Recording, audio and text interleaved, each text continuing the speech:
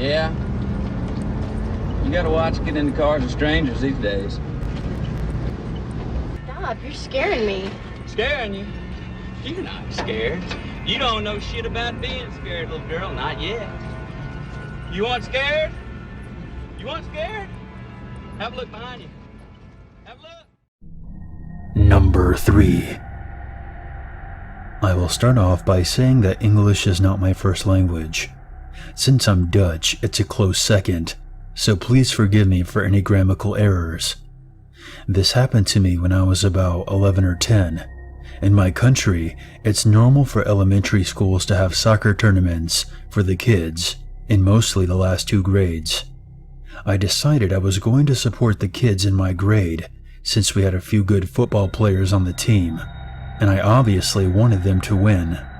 I head over there on my bike, and as I'm heading over, it started to rain really hard, but for some reason, me being the introvert that I am, I decided that I was going to hang out by myself at an intersection that was near the field where the tournament was being held. All of a sudden, a white van stops in front of me because the light has turned red, and I see a guy who's about 30-ish with blonde hair and a very friendly face roll his window down and call out to me.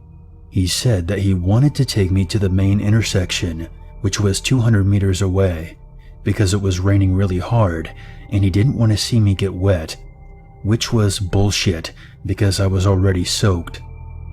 Instantly, I got the gut feeling saying that something is off about this guy, and I remember feeling really torn because one side of me was saying to go with him and that he means well, and the other side was saying that something wasn't right.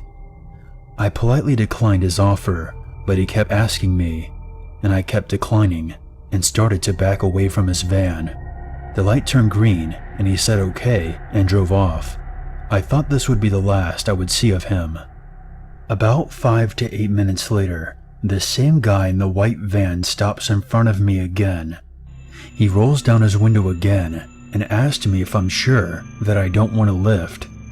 He says he's just going to drive me to the main intersection and that I could put my bike in the back of his van. This is when I really started to get worried. I said no thank you and started to drive towards the nearest gas station since there was a lot of people there. Since I was scared, I waited for about 10 minutes at the gas station before I quickly jumped back on my bike and went full speed towards the field where there was about 1,000 people. I never saw this guy again. To this day, I can still recall the guy's face and that he seemed really friendly. I will probably never know if his intentions were right, but it felt really off, especially after he came back a second time. I also wonder if he might have done this to other children that were more receptive, since he seemed genuinely nice, and not at all like a creepy old man. So guy in the white van, let's not meet again. Number 2. So for a bit of background, I was 9 at the time and was very naive. I was visiting my cousin who used to live in a small town with mostly farms and suburbs. All of us were bored and we decided to walk to the park about a mile away and play some baseball. It was me, my older sister, my 5 guy cousins, and some of their friends. There was about 10 of us walking through the suburbs, so nothing too dangerous. We get to the park and play for about an hour and a half when I wanted to go back. No one else wanted to, so I just went by myself. I knew my way back and it was just suburbs, so I thought it would be fine. While I was walking back across the street, an old man was laying on what I thought was his lawn. He appeared to be injured and kept saying to come help him. This man was about mid-60s, and he looked like he really needed help, so I went over, but I still kept my distance, about 5 feet. The man kept saying something I couldn't understand, so I kept getting closer. Once I was next to him, he shot up and grabbed my arm. I began screaming and thrashing as he tried to drag me into a nearby van. I tried to do everything in my power to get him away. Apparently, I screamed so loud that the neighbors came outside. Once the man saw that there were other people there, he let go of me and got back into his van and drove away. I did not speak to anyone. I just ran back as fast as I could. When I got back, I sat outside of the house and calmed down. I didn't tell my mother because I did not want me or my cousins to get in trouble, which was an incredibly stupid thing to do. The story doesn't end there. I came back the following year, and we were all watching the news. They were talking about a man who was acting like he was in need of help. Once his victims were close enough, he would grab them and shove them into his van. Then he would rape them. This sounded eerily familiar to the events of the previous year. Then the old man's mugshot appeared. I was terrified. It was the same guy. But I still did not say anything about the encounter. I still think about what could have happened to me if I didn't shout loud enough. Number 1. Let me give some context for this briefly. I live in a city that is notorious for 24-hour services. And even for locals who aren't part of the downtown scene, certain amenities are usually open at all hours. This happened about 3 months ago. I hate studying in the afternoon, so I usually go to bed around 6 p.m., and then I wake up at midnight to finish my work. There's one cafe that is 24 hours in my area, so I usually drive down there to study before heading to school in the morning. So this one time when I was studying, I realized that I needed some colored pens and a large paper for a project due the next day.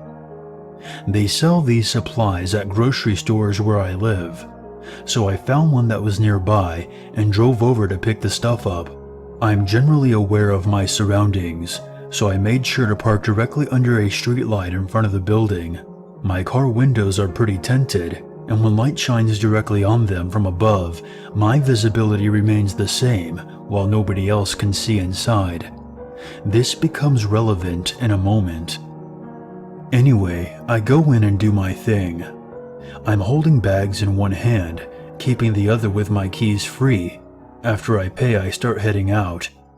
As I'm walking out, a white van pulls in front of where my car is parked and blocks my path. A little old lady inside rolls down the passenger window and says, "Excuse me, we're tourists and we can't find the main road back downtown. Can you come over and give us some directions, young lady?"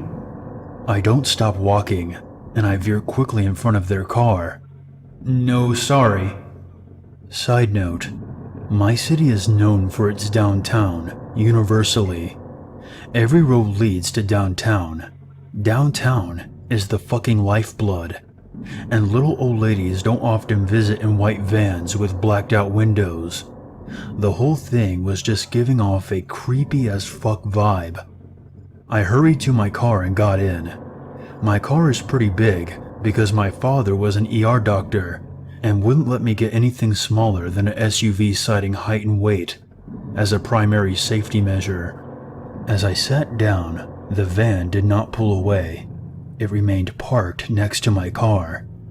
I locked the doors and glanced out my passenger side window, which gave me a view side of their car due to the height of my own.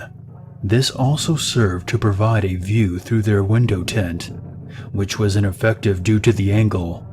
In the back seat, there was a man with a knife. He was holding it up to his chest and straining to see through my windows. I pieced out of that pretty quickly, and I drove loops through the suburbs until I got to my school.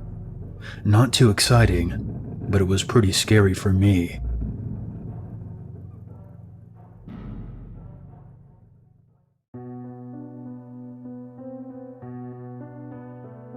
Hey guys, Unit 522 here, and I want to thank you very much for watching my video. I would appreciate it very much if you would share, like, and comment.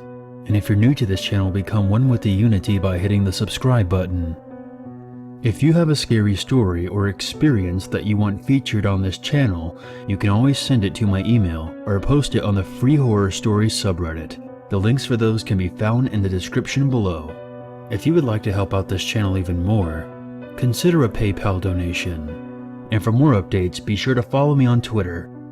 There's nothing wrong with a little darkness in your life, as long as you never forget, there's always a reason to be afraid.